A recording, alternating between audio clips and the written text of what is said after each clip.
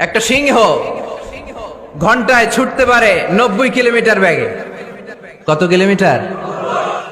একটা হরিণ ঘন্টায় ছুটতে পারে 100 কিলোমিটার বেগে। তাহলে কে জোরে ছুটে? জোরে বলতে হবে। সিংহ কত কিলোমিটার? হরিণ।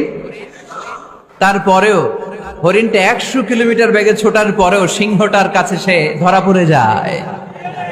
এর কারণ সিংহ যখন ধরার জন্য ছোটে সে শুধু সামনে তাকায়, সে পিছনে তাকায় না।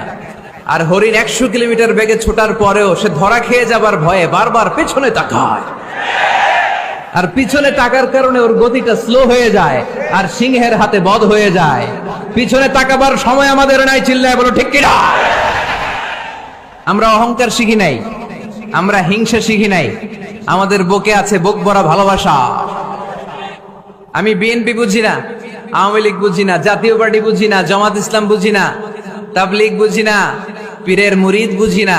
যারাই পড়েছে লা ইলাহা ইল্লাল্লাহ তার জন্য আমাদের হৃদয়ে জায়গা আছে না নাই?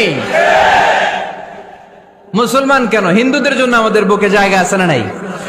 হিন্দু ভাই যদি বলে আমি পড়বো আশহাদু আল্লা ইলাহা ইল্লাল্লাহ ওয়া আশহাদু আন্না মুহাম্মাদ রাসূলুল্লাহ, তার জন্য আমাদের দরজা খোলা আছে না নাই?